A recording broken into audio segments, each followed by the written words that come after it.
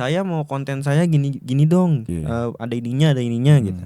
Nah mungkin dari kita nggak bisa menuhin, dianya juga ada gini-gininya gitu. tuh apa misalnya? Spill lah dikit-dikit.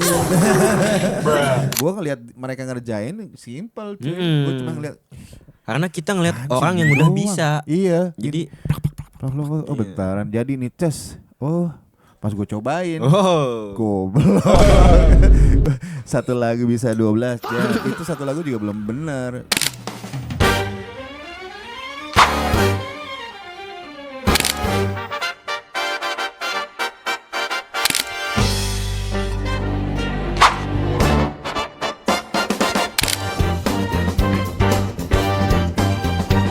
Oke, balik lagi Mas Kenji nih di podcast musik dan bisnis yang kali ini kayaknya episode-nya cuma 5 menit. 5 menit.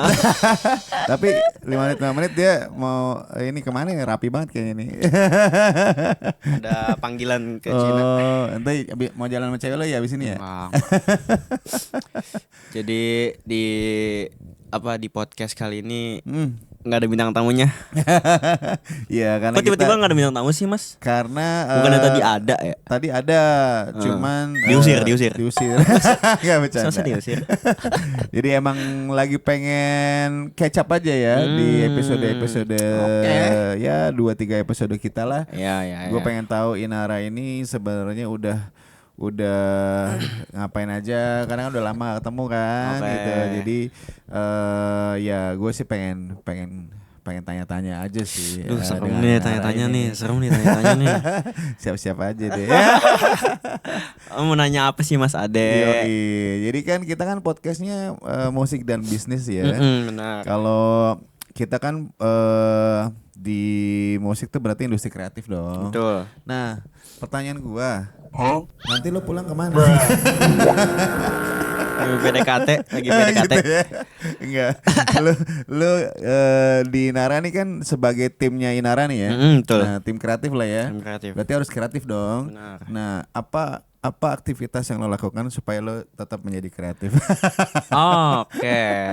Kreatif itu lo bisa bilang sebagai kebiasaan kali ya, Bang. Habit ya? Iya. Oke. Karena nggak tahu ya orang-orang yang jarang menyentuh konten, misalnya di salah satu klien gitu kan, di karyawan kliennya itu disuruh buat konten juga, tapi dia latar belakangnya tuh bukan di dunia itulah pokoknya. Okay. Nah ketika disuruh buat konten dia ngangong-ngangong, bahkan dia nggak melakukan first thing yang harus dilakukan gitu buat konten. Oke, apa tuh first thing yang harus dilakukan sebenarnya sih? Scroll aja cari ide sebenarnya. Kan kalau riset ya. Iya riset benar. Kan kalau konten-konten klien pada saat itu tuh cuma konten sosmed aja yang tren-tren apa yang sedang terjadi aja.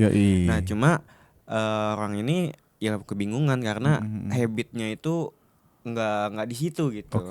Nah makanya mungkin gue bilang kreatif itu sih emang jam terbang kali ya, pengalaman kali ya. Benar. Soalnya ya tingkat kreatif orang juga beda-beda kan. Karena kan juga selera juga gitu. Berarti gitu lo sih. Untuk menjadi kreatif harus ibaratnya scroll ya. Iya kebanyakan. Scroll apa nih by the way? Sosmed sih. Sosmed cuma apa tuh, TikTok kah, Facebook? Kan kalau Facebook lo apa sih Facebook lo? Tua banget. Jadi kesannya kalau orang main Facebook tua gitu ya. Iya benar, tapi main FB. Cari motor. Oke. Jadi scroll apa nih sosial media? TikTok, IG, YouTube, short YouTube ya. Karena sekarang apalagi sih sosial media itu doang kayaknya ya. Itu doang sih. Kayak yang video-video tuh apa tuh yang ular itu? Ular. Snack video. Iya kan ular. Snack itu snack SNACK snack. Bukan snack ular. Gue dengarnya snack video. Snack. Isinya video-video ular kali ya. Itu pernah main lagi gue. Pernah main. Katanya dapat reward kalau scroll bisa dapat duit. Masa? Katanya. Iya. Tapi pernah dapat waktu itu 20.000. Masa sih? Gimana caranya? Jadi dia scroll. Scroll. Setiap per 5 menit tuh dapat koin. Jadi per koinnya misal koinnya 20.000 nih, itu bisa ditukar ke Dana. Oh jadi itu setiap lo scroll dapat koin. Iya, sekarang setiap 5 menit. Nggak tahu deh. Itu zaman Covid lagi. Soalnya TikTok juga kayaknya begitu ya? Enggak ya? Enggak. Oh. Dia kalau TikTok di live. Oh iya, live tuh nyawer ya bahasanya tuh ya, nyawer ya. Bener. Kayak zaman-zaman dulu tuh live banyak lah yang kita sawer-sawer tuh gitu ya. Oh berarti lo scroll nih buat jadi kreatif. Betul. Nah ini 2 bulan 3 bulan gak kelihatan Inara ngerjain apa aja. Kalau minggu lalu kan gue ngobrol sama Mas Alfi tuh, episode sebelumnya katanya lagi megang 200 brand ya.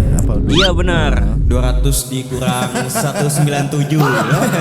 Nah ini lo terlibat gak sih sebenarnya? Terlibat. Oh terlibat. Di bagian mananya? Di kreatif di mananya nih gitu? Maksudnya kreatif mananya? Di bagian lo ngapain tuh di brand itu? Tugas lo ngapain? Tugas gua adalah mencari ide, bikin konten. Jadi apa sih namanya sebutannya? Ini ya apa sih? Riset. Sebelum sama sesudah. Before after. Post pro apa sih? Iya, post production. Post production. Iya itu. Aduh. Post production kalau di gua itu di musik ya. Post production itu gua preview biasanya. Preview terus mungkin mastering kalau menurut gua sih termasuk post production ya. Mastering ya kalau setelah mixing itu. Terus rilis juga. Ya. Mungkin di post production marketingnya apa segala. Nah, kalau lu post production ngapain? Sama review habis itu upload. Oh, uploadnya. Jadi kalau di kan klien yang gue handle sekarang itu lebih ke barber.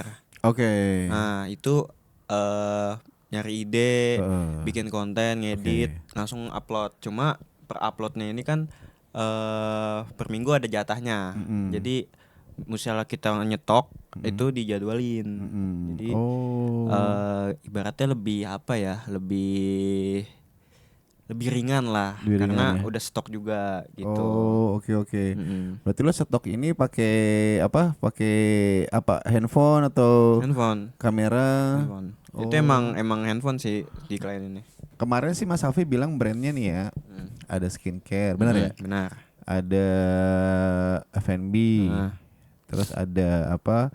Kesehatan pria tuh ya? Apa itu jasa kesehatan pria itu ya, cukur rambut maksudnya. Nah itu lo rencana mau nambah lagi apa? Ya kalau mengurangin. Masa mau dikurangin? Gue butuh yang ini, capek. Misalnya begitu kan. Kalau rencana nambahnya pasti ada. Tapi kan itu kan sesuai gimana ya bahasanya ya. Mungkin gampangnya kayak kita tuh berusaha jadi gula. Oh gimana tuh? Biar klien-klien tuh biar jadi kita anggap gula aren apa gula pasir? Yang manis tuh pokoknya manis ya. Klien-klien kita anggap semut. Jadi menarik. Iya kita berusaha diri kita nih menarik sebuah klien. Gue pengen nanya tuh kalau lo kayak gitu, cara supaya diri lo menarik, supaya cari jadi mungkin kan teman-teman ada yang industri kreatif ya. Kalau kemarin kan kita banyak ngomongin sound studio, musiknya apa segala ya. Sekarang gue mau bedah di Inara sendiri nih sebelum kita kedatangan tamu-tamu lagi nih di bulan-bulan berikutnya atau mungkin di episode berikutnya. Nah gue tuh pengen bedahnya tuh gimana caranya lo bikin menarik dan menjadi gula gitu istilahnya. Itu sih dari apa yang kita hasilkan sih Mas. Dari produksinya ya. Mungkin kan kalau di dunia desain ataupun semua bidang itu kan pasti butuh portofolio kan. Nah ini kan dari misalnya kita pitching ke satu customer ataupun klien, kita udah punya satu daging yang bisa kita tunjukin gitu nih.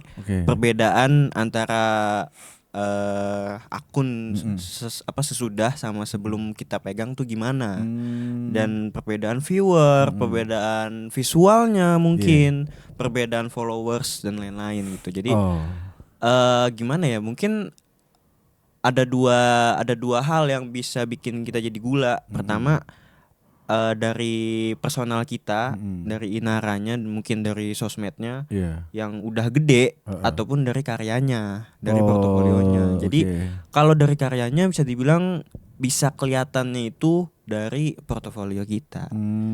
Itu tercantum tuh di bio. Yeah. Oh, dari portofolio ya.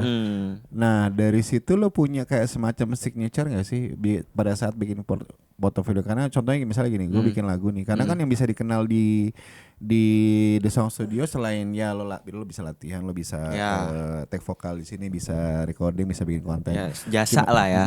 Tapi yang paling dikenal sih menurut gue orang datang tuh bikin lagu karena pasti ditanya nih bikin lagu di mana, sama siapa, terus gimana prosesnya dan itunya gitu kan. Nah biasanya kalau gue di proses itu gue punya signature tuh biasanya. Ya mungkin cuman gue yang tahu lah signaturenya apa. Nah lu rahasia dapur lah. Iya, jadi gue pengen masukin set ini bikinan gue tuh kayak begini nih. Gitu. Nah kalau lu tuh ada semacam signature-nya gak sih? Kayak pokoknya Inara nih begitu lihat nih signature paham, gue nih gitu. Paham. Warnanya mungkin lo yang apain lah. Sejauh ini gue kerjakan Mas sama teman-teman juga. Banyak dari klien kita tuh ngomong salah satu unique selling kita itu konten kita seperti iklan. Oh, seperti iklan. Iya, jadi seperti iklan tuh gimana Mas? Misal kita dapat brief nih dari klien ini konten-konten yang harus kalian buat tuh tren-tren TikTok aja gitu misalnya yang kayak POV ataupun konten simple lah gitu. Nah, ketika kita ngebuat salah satu yang dia inginkan, malah dia ngomong kayak kebagusan nih ini harusnya diiklanin bukan jadi konten yang simple gitu. Jadi mungkin itu sih signature. Jadi karena kita fokusnya di branding kan, di rebranding, jadi cocok gitu sama iklan itu. Oh, oke. Jadi lo kayak tapi kita dulu deh. Kalau lo bilang konten lo kayak iklan nih, maksudnya tuh kayak iklan dari sisi isinya atau eksekusi ibaratnya tuh teknis, lebih ke teknisnya misalnya kayak gambarnya atau brandingnya apa segala atau emang dari sisi produksinya, pembuatan ininya, skripnya atau alurnya atau mungkin ininya apa tuh kayak semacam apa tuh kalau di creative production tuh apa tuh yang gambar-gambar itu tuh storyboard storynya. Oh, storyboard. Nah, apa dari situ lo bikinnya pokoknya atau mungkin munculin Mas Alfi sama Mbak Indah sebagai owner Inara misalnya. Oh, gue pokoknya kalau konten Inara pasti ada mukanya dia nih gitu kan. Nah, apa gitu ya? Kalau itu yang bisa bilang dari iklan tuh karena isinya sih Mas. Oh, jadi isinya. Kesannya tuh lebih ke formal mungkin ya bahasanya. Oh lebih branding ya. Jadi nggak bahasanya tuh kontennya masuk ke algoritma ads gitu loh. Misalnya kalau di adsin nih itu udah pasti banyak gitu. Oke, berarti lo masuk ke kategori. Bukan udah pasti sih, cuma udah pasti, benar udah pasti kok. Keseringan gitu. Karena yang punya Instagram bilang lo mau gue push kontennya, lo bayar berapa ke gue gitu ya. Lo bayar 2 juta juga dapat tuh viewer banyak, itu udah pasti sih. Kecuali lo ngiklan kontennya nggak ada hitam black kosong. Beda ya. Tapi tergantung konten sih benar-benar. Belum pasti juga sih. Tergantung konten. Oke. Konten benar. Oh, berarti itu yang lo signaturein ya. Ibaratnya tuh yang ibaratnya yang kayak kalau gue bikin ini berarti kayak iklan nih gitu. Ya. Emang begitu nanti seterusnya apa emang saat ini doang? Mungkin itu ngalir sih Mas. Karena kan dari kita masing-masing juga di tim itu kan punya kalian masing-masing. Jadi nggak bisa yang kita punya satu kiblat doang nih. Jadi punya yang tadi bilang tuh yang kreatif tadi. Jadi dari kreatif kita masing-masing punya selera masing-masing, tapi ininya tuh sama gitu, maksudnya masih lurus lah gitu dalam satu itu gitu. Nah lu kan sama teman-teman di Inara Creative Production tuh kan ada berapa 50 orang ya timnya ya? Ya 50 berapa gitu. Nah lu kan berarti harus standby terus nih ngerjain itu. Dalam arti kata jam lo ini kan nggak teratur ya, nggak kayak orang kantor. Iya, benar. Walaupun lo di sini posisinya sebagai timnya, tapi pasti ada rasa kayak misalnya jam segini lo masih ini kan udah jam 12 malam nih guys. Gak bercanda, masih maghriban ya. Habis maghrib ya. Nah jadi pasti kan ada lo ngerasa kalau gue di kantor gue kerja dari jam 9 sampai jam 5 nih misalnya. Nah lu kan di Nara tuh kan jamnya gak teratur nih, irregular nih. Ya di luar weekend lah ya. Gue tahu weekend teman-teman di Nara punya waktu buat keluarga. Nah lu ada ngerasa ini gak kayak aduh kok begini amat ya gitu kan, atau cewek lo komplain lah lu kok ngajak-ngajak gue jalan nih. Paham. Kalau teman-teman gue pulang kerja dijemput terus gue diajak jalan makan malam celayam apa gitu kan. Nah kalau lu kagak dikomplain tuh sama pacar lu atau mungkin lingkungan atau mungkin diri lu sendiri nih, masa gue kerja jamnya kayak gini sih gitu ya. Itu gimana sebenarnya? Itu balik ke personal sih Mas. Dari lu gimana? Kalau gue sih aman karena aman ya? Gimana ya bahasanya, dari gue sekolah tuh zamannya kan karena gue juga lulusan DKV kan, sekolah kan. DKV itu apa ya? Desain komunikasi visual. Jadi desain komunikasi visual. Jadi ya tentang desain lah pokoknya. Apa salah satu pekerjaan impian gue tuh begini gitu. Jadi pekerjaan yang kreatif yang gitu ya? Iya bener, intinya mengandung sosmed, mengandung editan. Ya bebas lah pokoknya. Jadi enggak yang terlalu ini banget, dalam tekanan banget gitu. Cuma ya yang namanya deadline kan pasti ada karena kan editan. Nah, itu kan pasti kan ada konflik batin tuh ya kan. Aduh gua harus kerja sampai jam segini sementara gua pengen kesini sama cewek gua atau sama keluarga gua atau gimana. Nah itu kan pasti ada konflik batin tuh. Nah, itu kan kalau soal kita urusan di luar kerjaan itu mah kita sendiri yang ngatur lah ya. Maksudnya tapi kalau dari tanggung jawab kerja itu menurut gua harus diselesain kerjaan lu. Gitu ya. Kalau udah editan kelar kan enak gitu kita pulang gitu. Nggak mikirin gitu. Kecuali ada revisi baru. Belum pas udah lo edit di jalan tiba-tiba ada revisi. Itu pernah lagi. Iya, itu pernah lagi.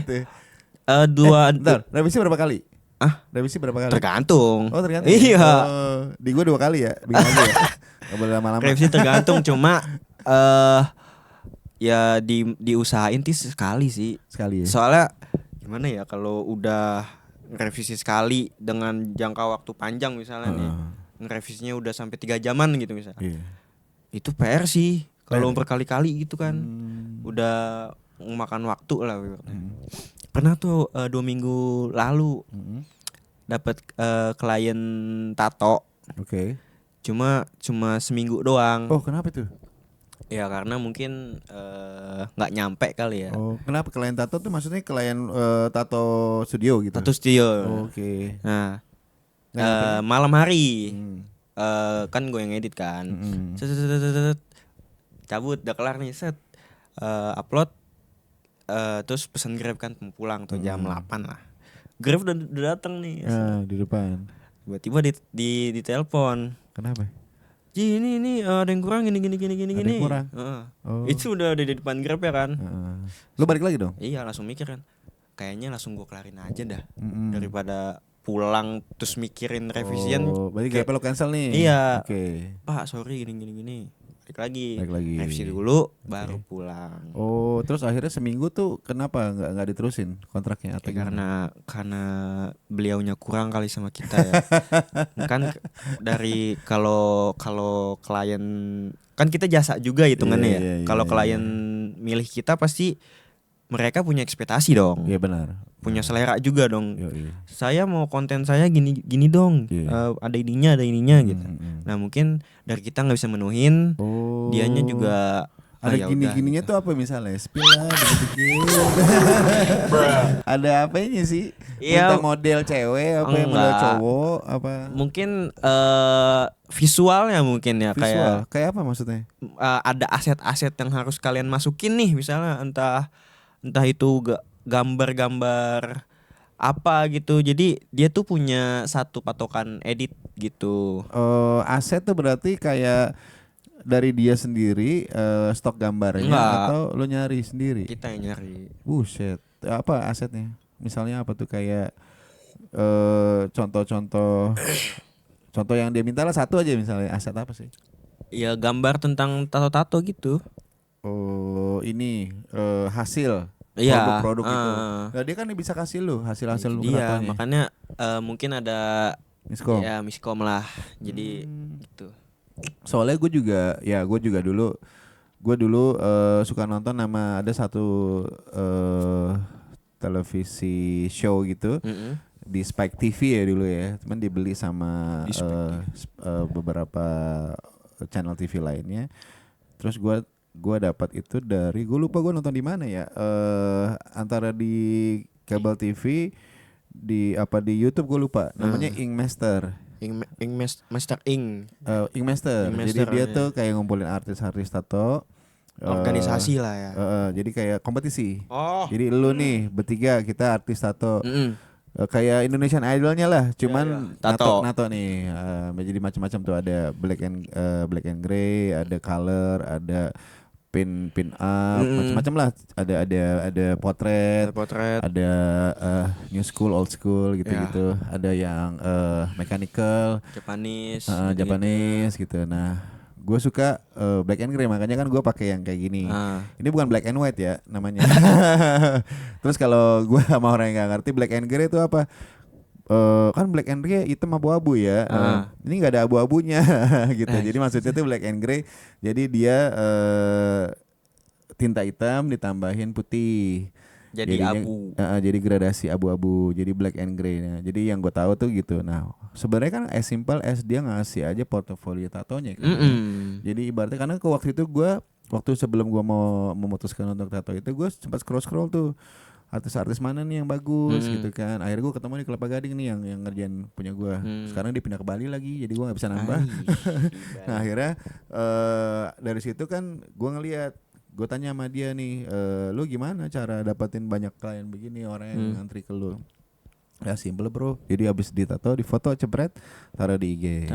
Gitu. Maksud gue apa dia kagak ngasih gituan ke lu apa gimana itu si kliennya? Mungkin apa ya?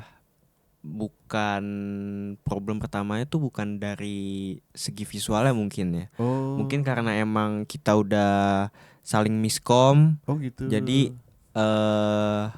lebih baik diputuskan aja gitu. Karena kalau di awal udah nggak enak, ngerinya kedepannya tuh berjalan dengan nggak ikhlas gitu loh. Sama ownernya nih. Iya sama ownernya. Kenapa ownernya tiba-tiba kayak ibaratnya kok ada sering miskom gitu kalau Itu nggak tahu dah. Apa ownernya ini mungkin udah umurnya sekian rendah atau sekian tinggi gitu kan? Ya. Kenapa nih?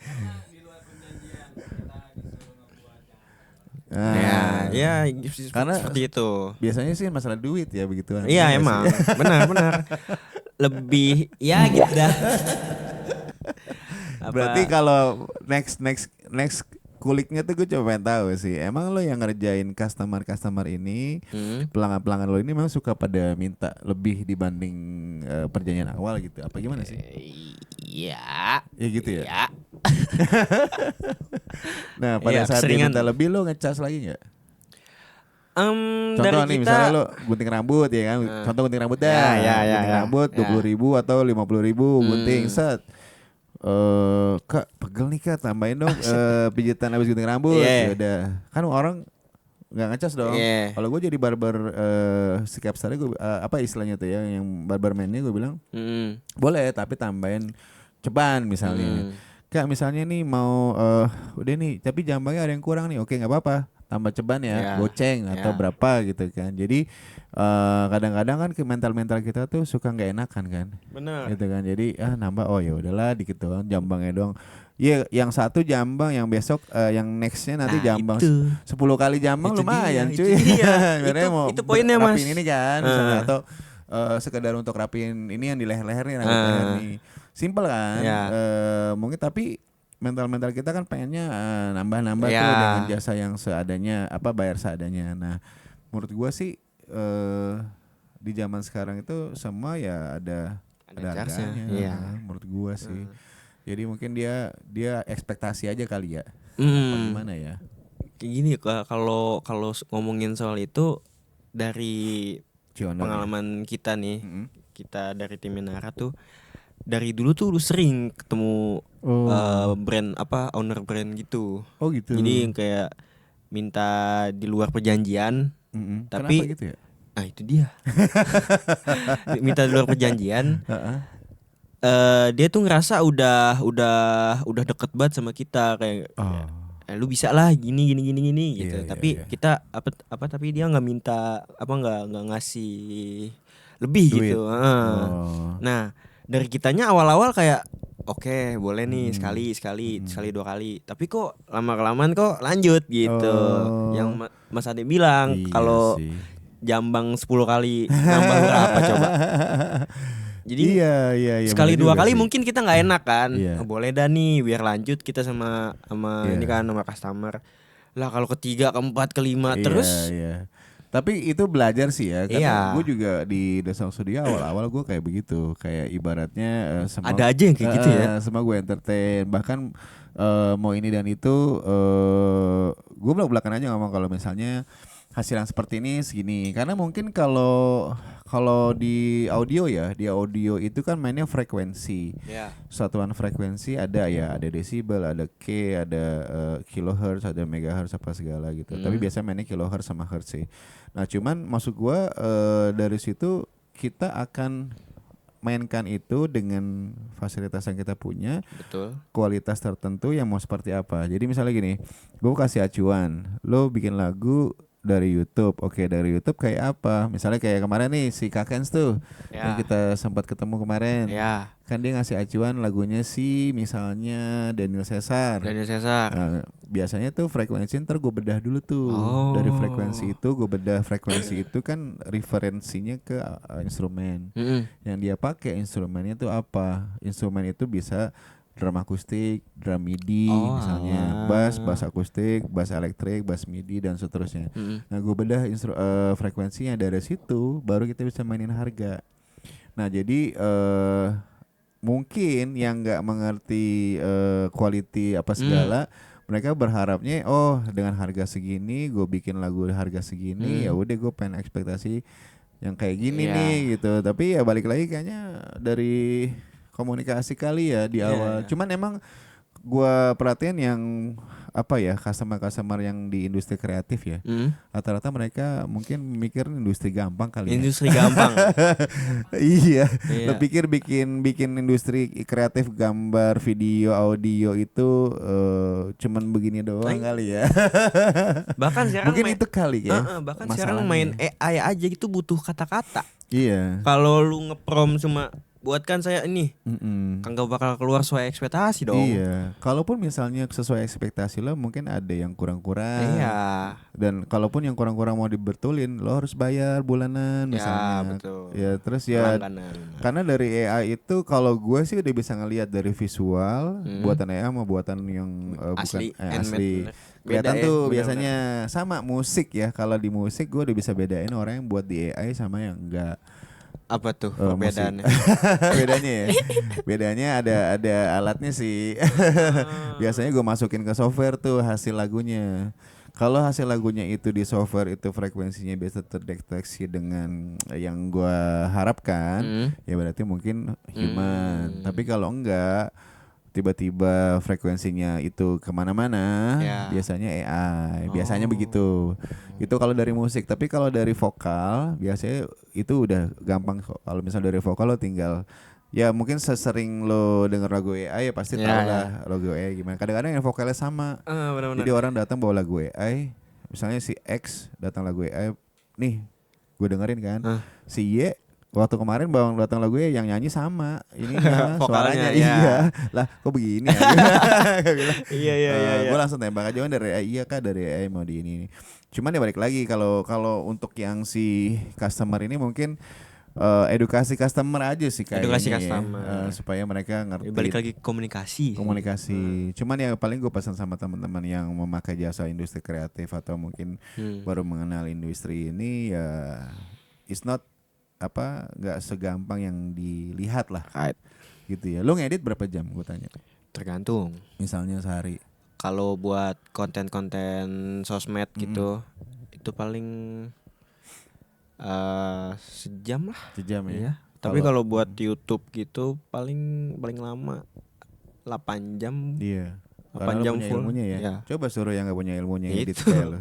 Paling 2 hari cuy. Iya. 3 hari. Bener. Karena awal-awal gue belajar ngedit audio itu, gue bisa dari pagi gue datang sampai jam 1 jam 2 itu 12 jam gue bisa. Bisa. Jadi gue belajar ngedit audio apa segala. Kalau di kita tuh bahasanya apa ya? Aransemen, mixing, mastering, terus ibaratnya editing. Itu gue dulu tuh 12 jaman per hari karena gue bingung ini kenapa begini dan begitu, karena kan gue gak punya basic di situ kan, gak punya akademisnya gitu. Ngulik sendiri. Gue belajar sana sini, circle teman-teman gue belajar gimana sih produksi musik yang benar. Oke, akhirnya gue belajar. Oh ternyata kalau orang, gue ngeliat mereka ngerjain simple cuy. Gue cuma ngeliat, karena kita ngeliat orang yang udah bisa. Iya. Jadi oh bentaran. Jadi nih tes. Oh pas gue cobain, goblok. Satu lagu bisa 12 jam. Itu satu lagu juga belum benar. Jadi pertama kali waktu gue zaman itu belajar ngerjain lagu, satu lagu itu bisa 2 bulan gue ngerjain satu lagu ya. Sekarang paling ya 2 hari 3 hari lah. Cuman waktu belajar itu yang proses yang benarnya itu bisa sebulan gak jadi. Entar temponya lari, entar frekuensinya kemana-kemana, entar gue nggak paham apa itu analog, apa itu digital, apa itu software. Nah itu kan semua lu pasti ada ilmunya kan. Nah mungkin orang ngeliatnya gampang lah. Itu yang dinamakan pengalaman. Iya sih. Tapi jadi, kenapa kalau menurut lo nih di lu sama teman-teman Inara kan sering ngadapin yang begitu. Itu apa solusinya untuk teman-teman yang mungkin baru berjuang di dunia kreatif lah.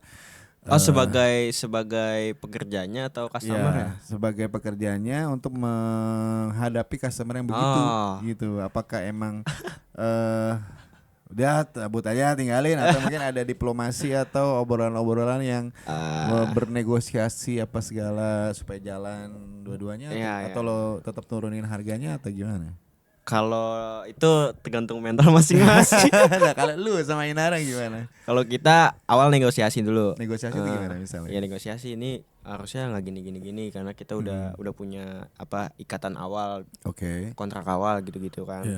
Nah negosiasi kalau emang dua-duanya nggak srek ya udah cabut. Oh tapi ada kontrak tuh biasanya? Ada. Oh kayak apa sih biasanya kontraknya? Kontraknya ya kontrakan fee. Terus apa sih tugas selama SOW gitu ya.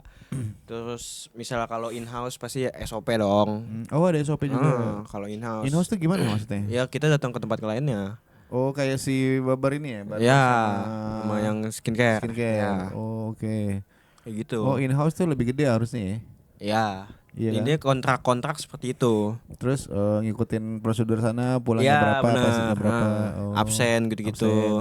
Jadi ngikutin, kalau in-house tuh ngikutin itunya tempatnya. Oke. Nah, gitu. Lo enak-enak in-house apa yang kagak in-house? Gak dua-duanya. Segitu. 4 juta mau ada in-house. Buset. Laut aja coy. Itu makanya gue bingung nih ceritanya, karena kan beberapa juga gue ngalamin misalnya kan ada ya bikin lagu tuh sekarang ini konteksnya kita bikin lagu ya bukan di studio rekaman atau studio secara keseluruhan ya. Jadi produksi lah, kita ngomongin produksi. Nah orang datang bikin lagu, produksi lagu itu kan banyak ngeliat tuh yang di iklan-iklan sana gitu kan, 300.000 bisa dapat bikin lagu, 500.000 bikin lagu.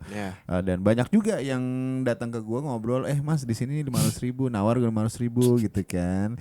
Ya nggak bikin lagu gitu. Dia pikir gampang kali ya. Itu mungkin dia mikirnya gua ngeprom kali ya. Gitu. Nah jadi ibaratnya ada lah kayak gitu. Ada. Customer lo ini itu dia seperti itu karena ngelihat dari kayak yang gua alamin tadi, atau memang mereka cuman bluffing aja ngasih harga atau gimana sih? Kalau dari analisa lu lah gitu. Kalau pengalaman nih. Pengalaman lu dah boleh. Pernah ada satu customer yang abis ngelihat abis ngelihat iklan di IG. Oke. Ini bener ya. Jasa bikin konten segini. Terus ngebandingin sama harga kita. Nah itu jujur bete. Masa disamain gitu. Itu pertama. Nah kalau klien yang lain nggak tahu sih itu jelasnya kenapa ya. Karena mungkin ya gimana ya, balik lagi kali kata Mas Ade tuh mereka tuh menggampangkan kali ya. Jadi kayak ngedit doang lo gitu. Menurut lo gini nggak? Mungkin nggak mereka memang belum melihat hasil kita secara awalan gitu. Secara awalan. Sebelum ngobrol sama gua nih, ibarat gini.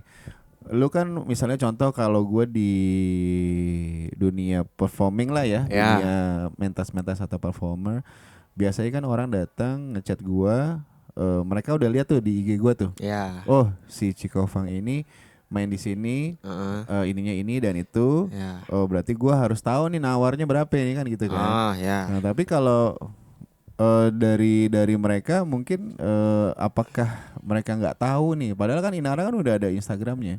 Nah mereka nggak tahu apa pura-pura nggak tahu atau mungkin emang ya udahlah gue coba aja deh segini gitu kali ya, apa gimana sih? Ya mungkin kita kan setiap pitching, setiap dapat klien baru pasti kita ngasih portofolio dong. Kita nih Bapak Ibu ini karya-karya kita selama kita megang klien. Bisa dicek di IG-nya brand tersebut ataupun ngecek di portofolio kita gitu. Nah, di IG kita juga kadang kita ngepost konten-konten personal kita. Entah itu interview gitu kan tentang seputar desain atau apapun itu. Terus juga kita kan di video juga di YouTube juga nih kayak podcast ini. Ada YouTube ya, benar ada YouTube. Nah jadi harusnya mereka tahu ya. Harusnya mereka tahu. Nah kalau emang mempermasalahkan mereka nggak tahu, berarti dia ngeriset dong. Nah kita juga kalau ke klien kan pasti nyodorin nih portofolio kita nih. Juga sih, benar juga ya. Nah mungkin ya kalau dari pertanyaan Mas Ade yang aku bisa jawab, ya dia nembak aja. Ya. Apa mental kali ya? Jadi ibaratnya kalau makan di Padang dikasih harga per kedel 8.000 nawar gitu. Iya. Karena kadang-kadang kan, berapa nih? Serba 10.000, serba 12.000 gitu. Pas datang jadi 20.000 pasti kan kayak kayaknya di sana makan segini, harga segini gitu ya. Maksudnya kayak jadi kayak mental kayaknya. Jadi kayak kepengen kurang aja gitu, kayak pengen nawar aja. Kalau nggak nawar tuh kayaknya nggak enak gitu. Benar. Iya nggak sih? Jadi kayak gitu. Cuman yang gue bingung kalau misalnya dia nawar nggak enak, kenapa lo di Alfa main comot-comot aja? Di Alfamart, Indomaret kan lo bisa tawar tuh. Beng berapa? 4.000, jangan 2.000 aja. Iya, jadi gimana ya? Atau 4.000 tapi tambahin itu deh 4.000 sama permen boleh kali. Mungkin kalau perbedaannya Alfa, misal Alfa sama warung deh, Alfa sama warung, itu karena nggak ada aturan tertulisnya kali ya. Mungkin. Karena kan kalau Alfa kan udah nih ada ininya labelnya, label harga kan. Kalau di warung kan nggak ada gitu. Jadi ini berapa Bu? Segini. Tembak nih. Misalnya kita lagi ini nggak ada banget nih. Udah Bu ngutang dulu deh gitu. Bisa kan itu. Iya jadi kayak mental kali ya, lebih ke mental gitu ya. Mungkin dari pandangan mereka juga ya, ini nggak tahu juga ya, kayak ngelihat Inara tuh kayak masih kecil gitu loh. Kayak ini masih kecil, kayak gue bisa dinego dulu deh gitu. Jadi ya gitulah. Jadi kayak ibaratnya ya lu kan baru nih, boleh kali kasih murah gitu kali ya. Nah itu dia. Karena di zaman sekarang nih, misalnya yang di iklan-iklan jasa desain gitu-gitu, edit, itu murah-murah karena mereka semua sendiri kebanyakan. Jadi dia ngambil banyak ini dulu nih, ngeraup banyak dulu. Mungkin ya ketika udah lumayan gede baru dinaikin. Oke, berarti emang ya kalau udah gue tangkap dari obrolannya Mas Kenji ini, kenapa banyak customer yang emang ke kreatif video lah ya khususnya, itu lebih banyak kayak ibaratnya nawar atau mungkin karena mungkin belum tau Inara tuh siapa mungkin ya. Bener. Atau terpengaruh banyak lah sama jawabannya ya. Banyak market di kreatif itu kadang-kadang ibaratnya mungkin perang harga misalnya ya, gitu. Dan mungkin karena kalau menurut gue gini sih, kalau dulu gue kan ya gue sempat di luar lah ya, di luar negeri. Nah itu ada satu sertifikasi setiap apa yang lo lakuin. Ya. Jadi misalnya lo ahli di bidang apa misalnya deh pengobatan ini atau mungkin lo ahli di desain baju atau mungkin lo ahli di engineer misalnya di musik. Nah, gue pernah bikin di satu tempat bikin musik nih pengalaman pribadi gue ada di luar waktu itu. Nah itu gue datang ke tempat itu. Si orang ini yang bekerja di tempat studio kayak gini itu udah punya sertifikasi. Jadi selalu orang yang datang ke tempat itu lo jadi duduk di tempat gue itu kalau di luar negeri ya di tempat gue itu duduk di situ itu orang yang udah punya sertifikasi certified bahasanya. Nah jadi mungkin di luar kan begitu. Jadi lo datang ke konsultasi psikologi nih, lo mau ada sesi psikologi yang ngobrol di sofa tuh ya kalau di film-film tuh ngobrol. Orang kan ngeliatnya, lo curhat sama psikiater doang. Ya kan? Padahal psikiater itu kan udah sekolahnya panjang cuy. Ya kan? Bener-bener. Jadi punya sertifikasi. Nah kalau di luar negeri itu mereka punya sertifikasi setiap usaha yang mereka lakukan. Nah mungkin ya, gue juga nggak tahu sih. Mungkin di Indonesia nih nggak ada begitu kali ya. Ada. Kan kalau di Indonesia sertifikasi kan BNSP ya. Ya benar. Itu ada sertifikasi ada, cuma nggak ngerti kali ya. Aduh, ini kan balik lagi kalau soal ngomongin pemerintah mah. Gitu ya gitu dah. Soalnya dibilang sertifikasi secara kalau gue memang sertifikasi di musik gue belum ada karena itu circle gue aja produser ya. Jadi karena untuk memproduksi suatu musik itu belum perlu seperti itu sekarang. Tapi kalau misalnya di marketing karena gue dulu sekolahnya marketing. Nah itu gue ada sertifikasi itu. Jadi ibaratnya ada semacam suratnya deh. Kalau musik atau mungkin kreatif mungkin karena emang belum bersosialisasi dengan baik kali ya. Sertifikasi gitu ya. Kalau dari berita-berita yang udah ada, misalnya apa sih yang kemarin tuh NIP ya. Oh iya NIB. Terus